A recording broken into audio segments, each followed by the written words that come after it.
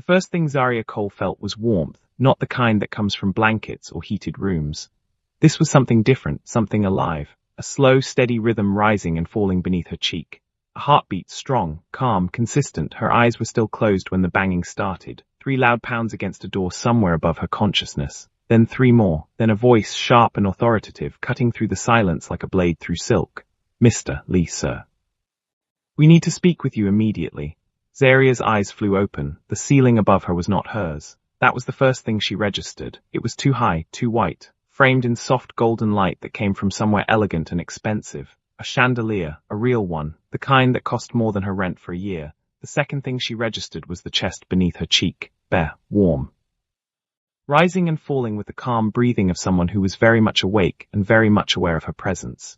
She turned her head slowly, the way you do when your brain is begging you not to confirm what your body already knows, and there he was, a man. Lane, sharp-jawed, dark hair slightly tousled against a pillow that probably cost more than her entire suitcase. His eyes were open, dark brown, almost black, watching her with an expression she could not read, not angry, not confused, just watching. The banging on the door intensified. Sir, our security cameras flagged an unauthorized individual in the penthouse. We need to verify your safety immediately. Zaria's mouth fell open. No sound came out. The man, the stranger whose chest she had apparently been sleeping on, slowly sat up. He reached for his phone on the nightstand with one hand, completely unbothered, the way a man moves when he owns every room he has ever walked into.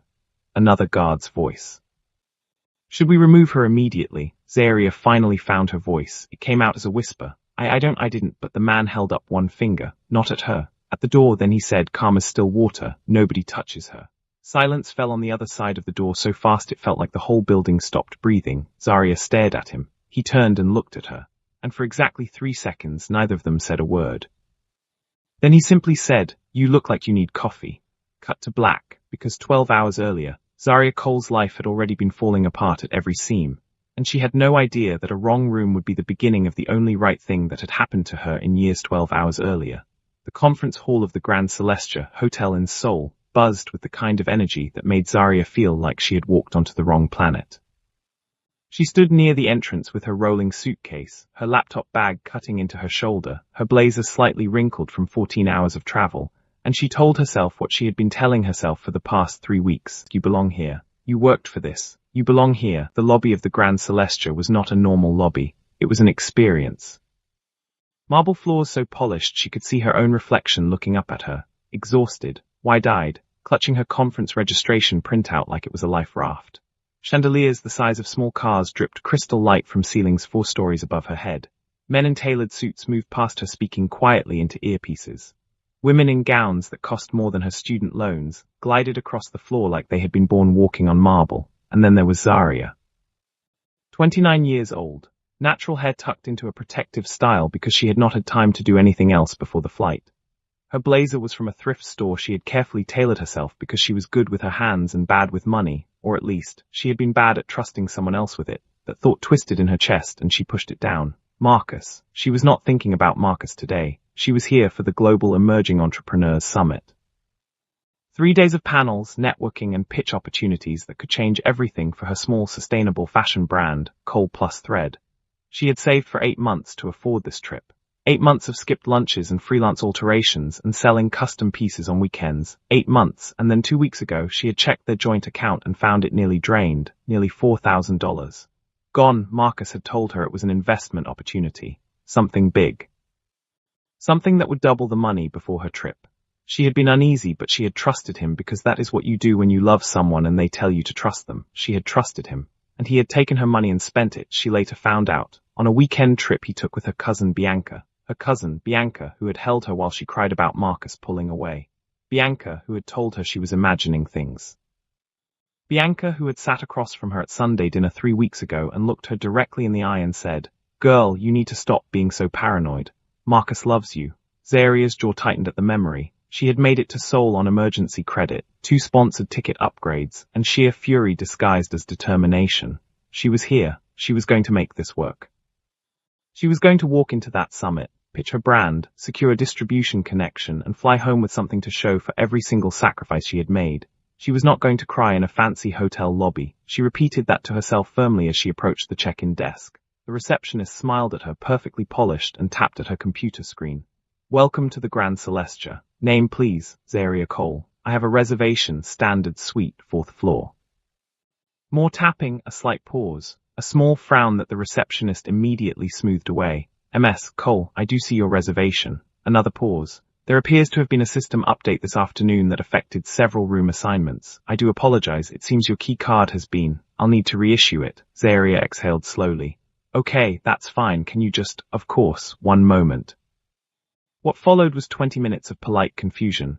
3 different staff members, 2 apologies, and 1 key card that was eventually placed in her hand with a smile and the words, "You're all set, Ms. Cole, penthouse level. Enjoy your stay." Zaria had been so tired, so wrung out from travel and grief and barely controlled anger that she had not questioned it. Penthouse. She had assumed it was a complimentary upgrade for the inconvenience. She had assumed wrong.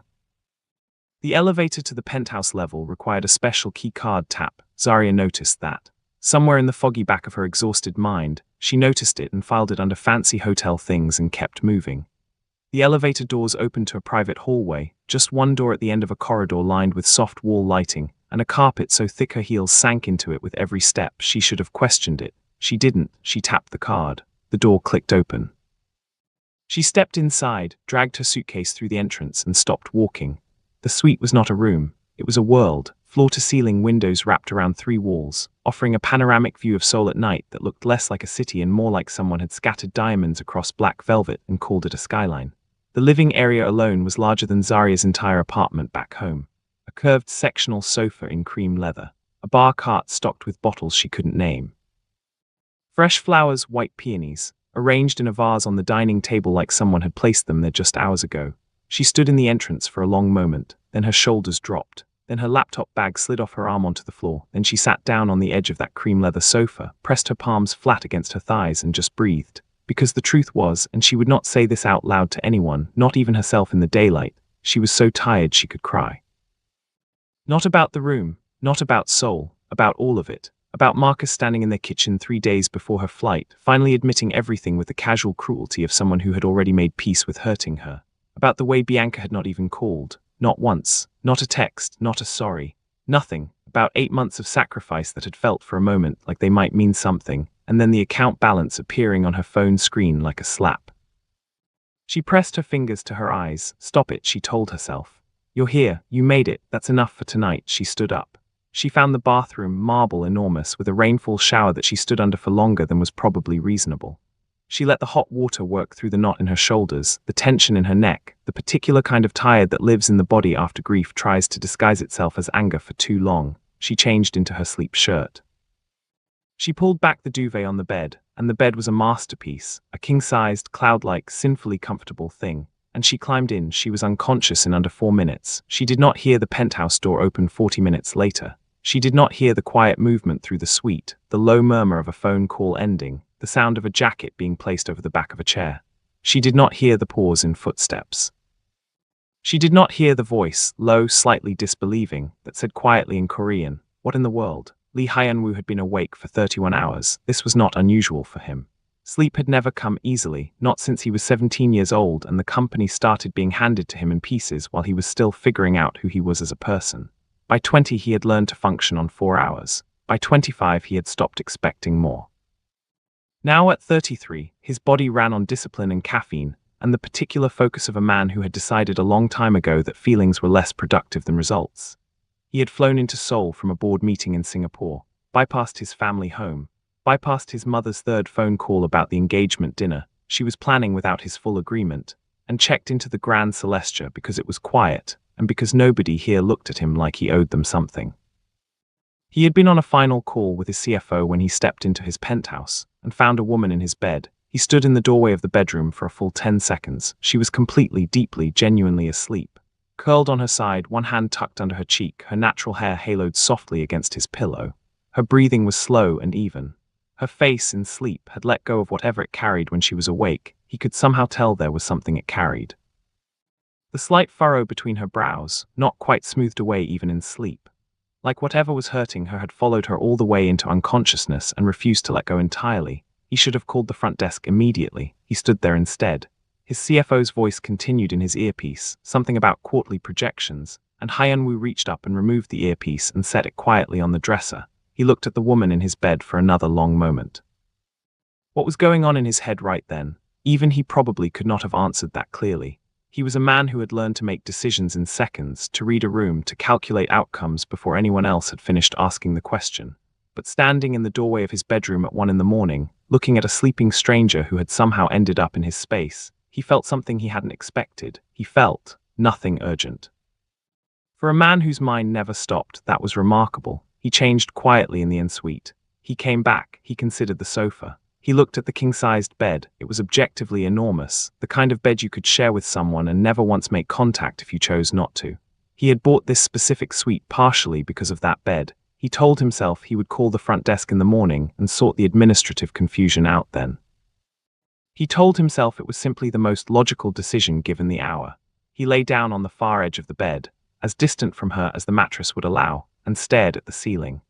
And for the first time in longer than he could remember, within 20 minutes, he was asleep. He was not awake, therefore, when Zarya shifted in the night the way people do when something warm and solid exists within reaching distance and the body, in its honest animal wisdom, simply moves toward it.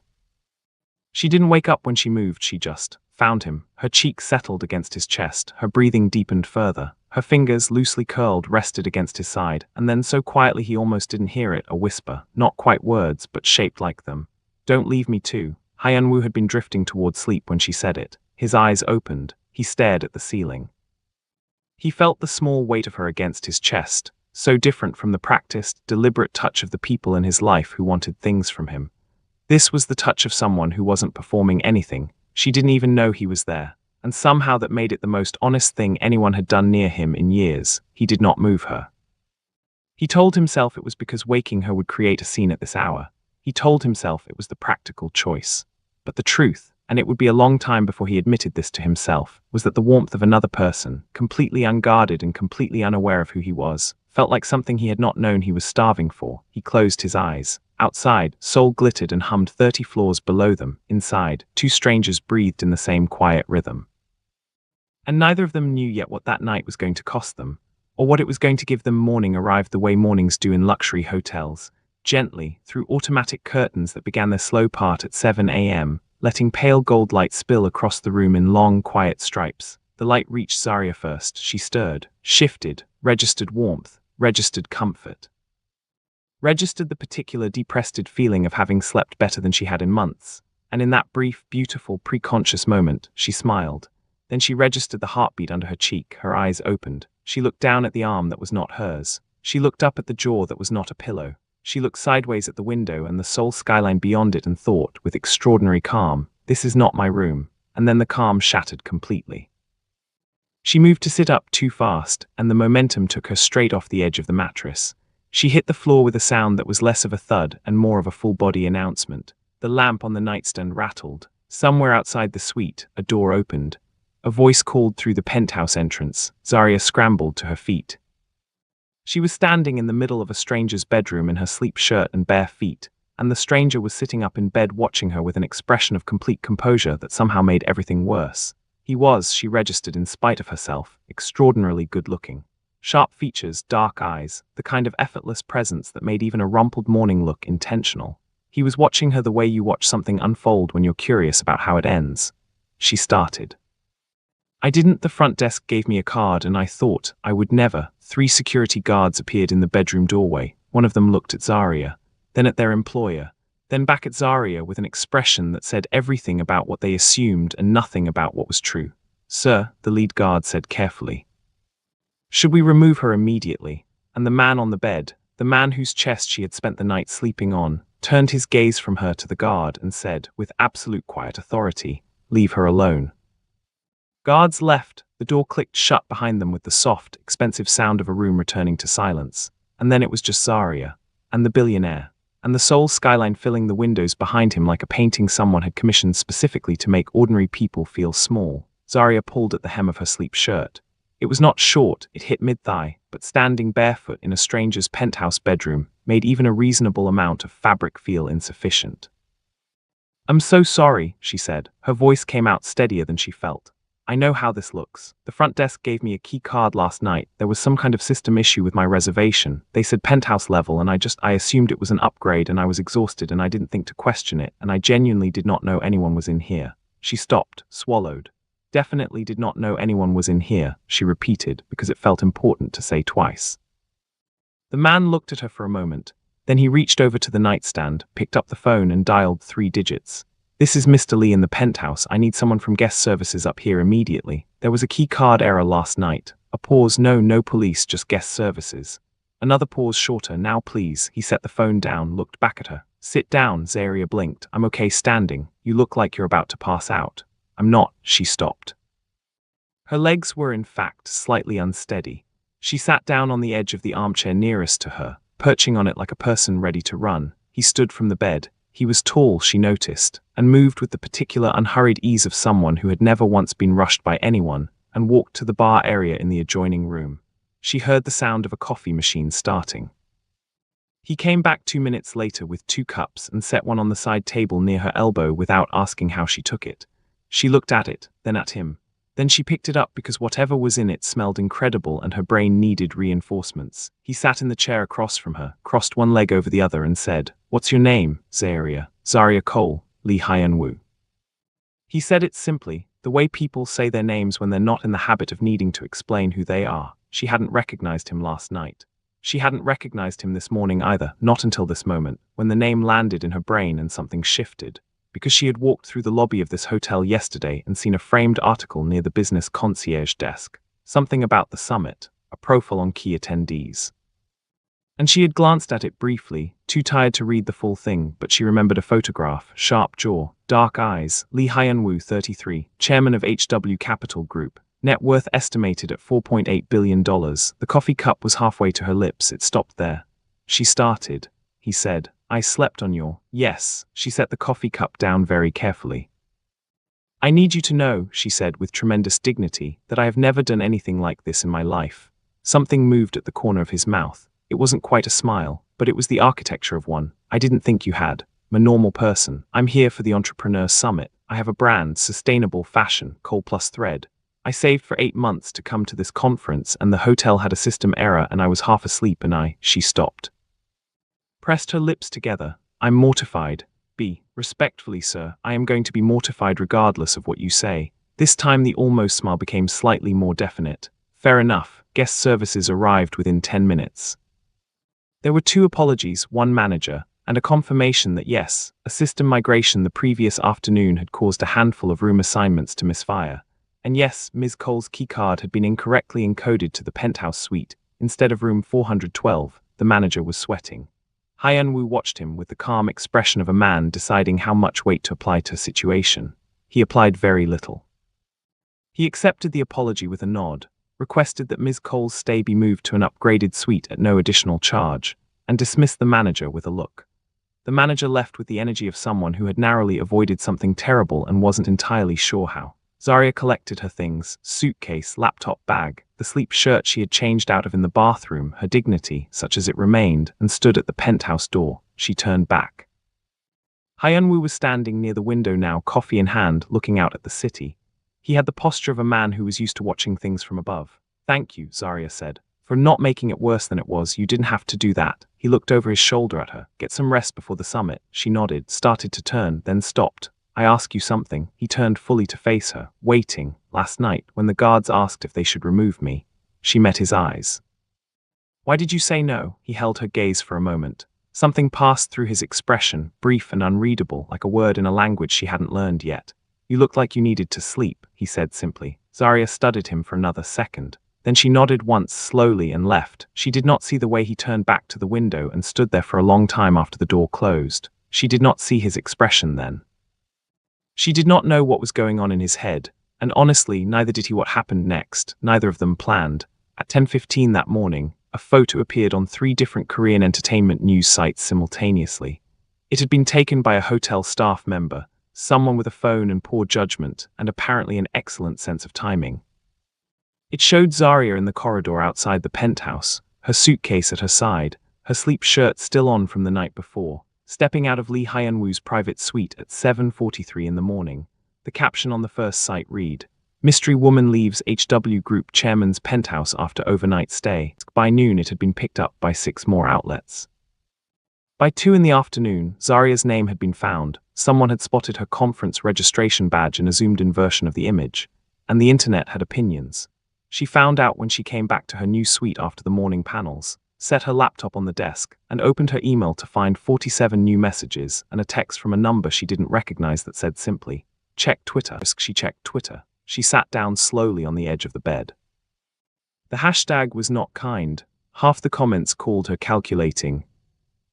The other half were more creative with their cruelty. Words like opportunist, clout chaser, and several things she refused to let land. Someone had already found her brand's Instagram page, and the comments there were a mixture of people defending her and people saying things that made her close the app before she finished reading. Her phone rang. Unknown number. She answered it. MS Cole. The voice was cool, professional, and faintly accented. "My name is Jaisu. I'm the executive assistant to Mr. Lee Hyun-woo. He'd like to meet with you at your earliest convenience. This afternoon, if possible." Zaria stared at the wall. "Why?" A brief pause. "He prefers to explain in person." She met him in a private dining room on the 32nd floor. No staff, no guards inside the room. Just a table set for 2 near a window and Hyun-woo already seated, jacket off, sleeves rolled to the elbows, looking like a man who had spent the day in back-to-back meetings and was not particularly bothered by that. He gestured to the seat across from him. She sat. "Seen the coverage?" he said, not a question. "Yes, I want to be direct with you." He laced his fingers together on the table. "I have a situation. You now have a situation. I believe we can resolve both with one arrangement." Zaria looked at him steadily. "I'm listening. My family has been pressuring me toward an engagement, a merger arrangement with another company's board member's daughter. I have been resisting it for 2 years. The coverage this morning, while inconvenient, has created an opening." He paused. "If there is already a woman publicly connected to me, it complicates their timeline considerably." Room was very quiet. "You want me," Zaria said slowly, "to pretend to be your girlfriend for 6 weeks through the end of the quarter. I'll have my legal team draft a contract, appropriate compensation for your time, your image, any disruption to your business. You would attend 3 public events with me, conduct 1 or 2 interviews, that's all." Zaria sat back, looked at him carefully, thought about the Twitter comments. Thought about her brand's Instagram, already being used as collateral damage in a story she had never asked to be part of. Thought about the conference she had come here for, and how the morning panels had gone beautifully, how she had made 2 genuine connections before the news broke, and how by the afternoon session she had watched 3 people visibly recognize her name and whisper to the person beside them. "No," she said. Hyun-woo's expression didn't change. "No. I came here to build something real. I'm not going to build it on a lie."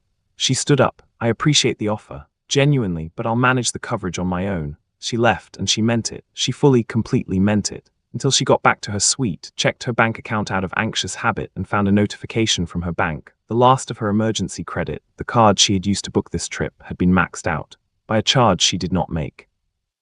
In a city she was not in, Marcus. She sat on the bathroom floor with her back against the tub and her phone in her hand, and she did the math. The depleted joint account, the maxed card, the conference registration that had cost her more than she could afford. The flight home she still needed to pay to change because she had originally booked a later return. The number she arrived at made her close her eyes. She sat on that bathroom floor for 11 minutes, then she stood up, washed her face, looked at herself in the mirror for a long time, walked back to the room, picked up the hotel phone, asked to be connected to Mr. Lee's executive assistant. When Jaisu answered, Zaria said quietly, "Tell him I've reconsidered, but I want my own lawyer reviewing that contract." A pause, then, "Of course, Ms. Cole, he expected you might call back." Zaria's eyes narrowed slightly. "Did he? Did say to tell you," and I'm quoting directly, "the offer stands exactly as stated. Nothing more is being asked." She exhaled. "Tell him I'll be there at 9 tomorrow morning." What was going on in his head when she walked out that first time? Did he actually expect her to come back? Keep listening, because the next part will change everything you think you know about both of them. Contract was 12 pages long. Zaria's lawyer, a sharp Seoul-based attorney she found through the conference's legal referral network, went through every line with the focus of someone diffusing something. Hyun-woo's legal team sat across the table in expensive silence. Hyun-woo himself sat at the head of the table, reading something on his tablet, occasionally glancing up with the patience of a man who had learned long ago that the best negotiations happen when you don't appear to be negotiating. 2 hours later, Zaria signed. The compensation was more than she had made in the previous 18 months combined, enough to clear every debt Marcus had left in her life. enough to properly fund Coal and Thread through its next collection. Enough to make the 8 months of sacrifice feel, finally, like they had pointed somewhere worth going. She told herself this was purely transactional. She told herself that very firmly the first public appearance was a charity gala 4 days later. Jaisu sent a stylist. The stylist sent dresses. Zarya picked the one that felt most like herself, deep burgundy, structured shoulders, floor length, the kind of dress that didn't ask permission. She wore her hair out fully, crown and all, because nobody in that contract had said a single word about her hair, and she was not about to start adjusting things that didn't need adjusting. Hyun-woo was waiting at the bottom of the hotel entrance steps when she came down. He looked at her for a moment. Not the way people sometimes looked at her at events like this, the quick scan, the categorizing, the subtle recalibration. He looked at her the way someone looks when they weren't expecting to be impressed and find themselves impressed anyway. "You look," he said, "like you're ready to walk into a room and own it." Zarya raised an eyebrow. "Is that a compliment or a briefing?" "Both." He offered his arm. "Shall we?" She took it.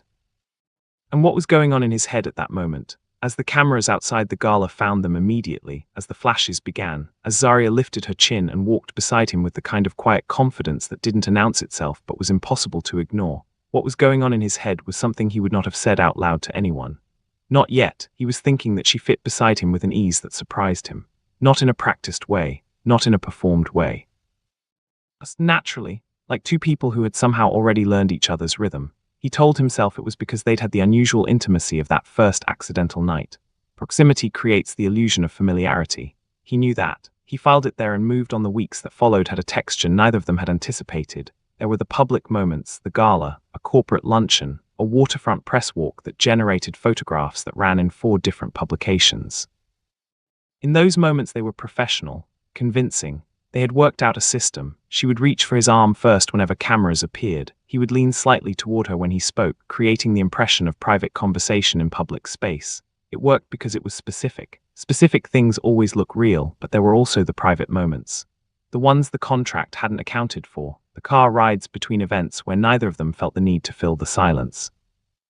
The late evenings when Jaisu would send through the next day's schedule and Hyun-woo would be in the middle of something and Zarya would already be at the desk in their shared suite. A separate room arrangement they'd agreed to, though the suite was designed as one continuous living space. Working on her brand's next collection, fabric swatches spread across the coffee table. He would glance at the swatches sometimes. She caught him looking once. "You can just ask," she said without looking up from her sketchbook. A pause. "What's the concept?" She looked up then. He was standing near the sofa, jacket off, looking genuinely curious in the way that people look when they've stopped performing and are just actually curious. She turned the sketchbook toward him. He sat down and looked at the pages for longer than she expected. She watched him take in the line drawings, the fabric notes, the small annotations she made to herself in the margins. He asked 2 questions, precise, intelligent questions about construction and sourcing, and when she answered them he nodded slowly and said, "This is serious work." "I know," she said simply. He handed the sketchbook back. Their fingers overlapped on the spine for exactly 1 second. Neither of them mentioned it. 3 weeks in, the thunderstorm came. Seoul in the rainy season was not quiet about it. The storm that rolled in on a Thursday night announced itself with the kind of thunder that vibrates in your chest. Rain hit the penthouse windows in sheets. The city below disappeared into grey. Zarya had fallen asleep on the sofa. She did that sometimes when she was deep in work and exhaustion took the decision away from her. She woke up sometime past midnight to find the suite mostly dark and the storm still raging. She heard him before she saw him, a sound from the other room. Not loud. The opposite of loud, the specific tense quiet of someone trying not to make a sound while something inside them was coming apart. She found Hyun-woo sitting on the floor of the bedroom with his back against the bed frame, knees up, both hands pressed flat against the carpet. His breathing was wrong, too shallow, too fast, the kind of breathing that spirals if no one interrupts it. She crossed the room and sat down on the floor beside him without saying anything, not touching, just there. He didn't tell her to leave. After a long moment she said quietly, "You don't have to explain it." His jaw worked. Outside, thunder rolled. "It's been a long time since it's been this bad," he said finally. His voice was controlled but she could hear what it was costing him. "Okay," she said. "I don't." He stopped, pressed his lips together, started again. "I don't usually let people see this." "I know." She said it gently, not with pity. She was careful about that. With the kind of steady acknowledgement that says, "I see you and I'm not going anywhere. You don't have to perform being okay right now. I'm not a camera." Something in him shifted. She felt it more than saw it, the slight release of a tension he'd been holding in his whole body. She stayed on the floor beside him. She didn't offer solutions or analysis or the kind of brisk fix-it energy that she imagined most people in his life defaulted to. She just stayed. Occasionally she spoke, small things, easy things, the kind of words you use to give someone a rope back to the surface. She told him about the first time she'd ever presented her brand publicly. How her hands had shaken so badly she dropped her samples and had to collect them off the floor while 40 people watched. How she'd finished the presentation anyway. How shaking and continuing had turned out to be the same thing as brave. He listened. His breathing slowly, gradually, over the course of 40 minutes, found its way back to something normal. At some point, he leaned his head back against the bed frame and closed his eyes. At some point, she rested her head against the same bed frame and closed hers. When morning came, they were both asleep on the floor, shoulder to shoulder, the storm gone, the city outside quiet and washed clean. Neither of them said a word about it at breakfast, but something had changed. They both knew it. They simply had not yet decided what to do with the knowing. The exposure came on a Tuesday. Zaria was at a brand meeting, 2 boutique distributors she had finally connected with through the summit, a meeting that felt like the first genuinely good professional thing that had happened in months, when her phone began vibrating repeatedly in her bag. She ignored it through the meeting, checked it when she stepped into the corridor. 17 missed calls, 12 from a number she didn't recognize, 5 from the number she had saved as "Do Not Answer," which was Marcus. She opened the news alert. Exposed. HW Capital chairman's girlfriend signed paid contract for fake relationship. Documents leaked. The documents were real. Every page, her signature, the compensation figure, the clause about public appearances. All of it, laid out for the internet to form its opinions about. She knew immediately. There were only 2 people outside of lawyers who knew about the contract's existence. Who had she mentioned it to briefly, against her better judgment, in a moment of needing to talk to someone she trusted? Bianca. She had called Bianca 3 weeks ago. She had been lonely and conflicted, and she had made the mistake of reaching for something familiar. She had not given details, but she had said enough. And Bianca apparently had known someone willing to pay for the rest. Zaria stood in the corridor outside her meeting room and was very, very still for a long moment. Then she called Jaisu. "I know," Jaisu said before Zaria finished her first sentence. "Mr. Lee has seen it. He'd like to. I'll come to him." She walked into the suite to find Hyun-woo on the phone, speaking in rapid Korean, his back to the door. She set her bag down. She waited. He ended the call, turned around, and she saw it, the flicker of something in his expression that he controlled too quickly. Not anger, not at her, something more complicated than that. The look of a man whose carefully managed world had just become less manageable and who was trying to decide how he felt about the fact that it mattered to him. "I'm sorry," she said. "I told my cousin about the arrangement. I didn't tell her details, but I told her enough. I shouldn't have. That's on me." He looked at her for a long moment. "It's not your fault someone you trusted used it." "I know whose fault it is," she said quietly. "I've known for a while what Bianca is.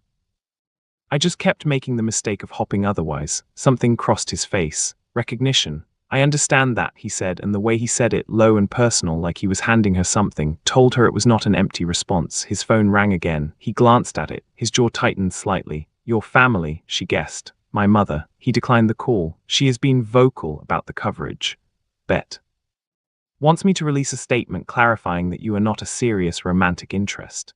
He set the phone face down on the table. "That you were a brief media strategy and nothing more." Zaria absorbed that, nodded slowly. "And what do you want to do?" He looked at her.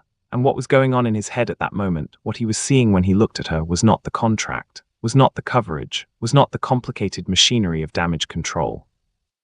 He was seeing her on the floor beside him at 2 in the morning talking about shaking hands and quiet courage.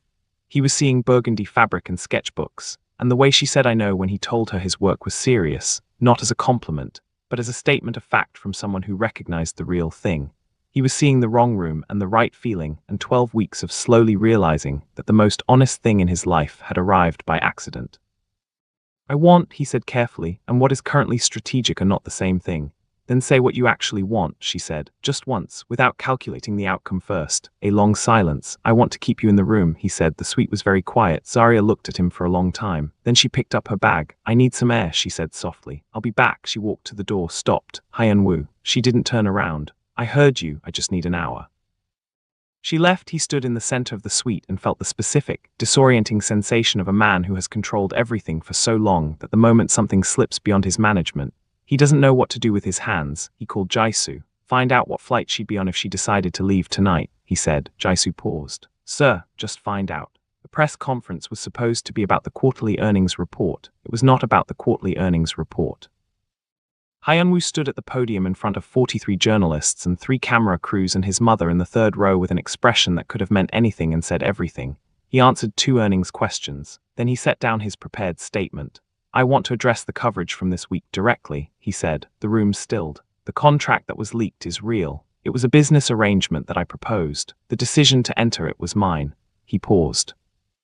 "What the contract does not reflect, and cannot reflect, is what actually happened over the past several weeks. I am not going to stand here and reduce that to a media strategy." His mother's expression in the third row shifted. "I am also not going to announce a family-arranged engagement to meet a timeline that was never mine to begin with." He looked up from the podium, directly at the cameras. "I have spent a long time making decisions based on what made structural sense. I would like for once to make one that simply makes sense to me." He left the podium. His PR team stared after him. One journalist started talking immediately. 3 cameras pivoted to follow him as he walked off the stage and kept walking, straight through the side doors into the corridor where he pulled out his phone and called Jisoo. "Flight departs in 2 hours and 40 minutes. She checked in online 20 minutes ago." He was already moving. He found her at the hotel entrance. Suitcase at her side, waiting for the car to the airport. She saw him coming. She didn't run. She didn't pretend she hadn't seen him. She stood and watched him cross the lobby toward her with the steady gaze of a woman who has decided she is done being surprised by her own feelings. He stopped in front of her. Both of them slightly out of breath, him from walking fast, her from something that had nothing to do with movement. "You left the press conference," she said. "Yes." "Your earnings report can wait." She looked at him. He looked at her. Outside, a car horn, the city going about its business, indifferent and loud. "Hyunwoo," she said quietly. "Be careful, you don't owe me anything. The contract is done. You can walk back into that press conference and say whatever you need to say and I will understand it completely." "I know you would," he said. "That's not why I'm here." She waited. He exhaled, the specific exhale of a man who has been holding something for weeks and has finally decided the holding is more expensive than the release. "The night you entered the wrong room," he said. "I was 31 hours awake and completely alone in a way that I had talked myself into believing was normal. And then you were there, not performing anything, not wanting anything from me. Just," he paused, found the word, "present." Her eyes were bright. She didn't look away. "I've not slept like that in years," he said. "Before, since, except on a floor during a thunderstorm." A pause. "I don't think that's coincidence, Zarya." She was quiet for a long moment, then she said, "I called my cousin because I was lonely, because I'd been sitting with something I didn't understand and I needed to tell someone." She looked at him steadily. "I told her I thought I was in trouble. She asked me what I meant. I said I didn't know yet." She tilted her head slightly. "I think I know now." He stepped forward. She didn't step back. He pulled her into him, not dramatic, not performed. "The way you hold someone when you are done pretending you don't want to," and her arms came around him and her cheek found his chest, and the rhythm was exactly what it had been at the beginning, steady, calm, consistent, a heartbeat. The lobby didn't stop. The cameras outside still existed. His mother was probably calling. The quarterly report was waiting. Marcus was somewhere being terrible. Bianca was somewhere being Bianca. None of it touched them for that 1 minute later, weeks later. In the quiet of an early morning with Seoul doing its slow golden thing outside the window, Zarya would think about wrong rooms and right moments, and the particular mathematics of how disasters sometimes solve for things you didn't know you were missing. She would be at the desk with her sketchbook. He would be asleep on the bedroom side. And she would look up and think about how the best things in her life had arrived through the door she wasn't supposed to open, and she would smile, and go back to work. And later he would come out with 2 cups of coffee, and set one beside her elbow without asking and sit across from her, and read something, and neither of them would say a word for an hour.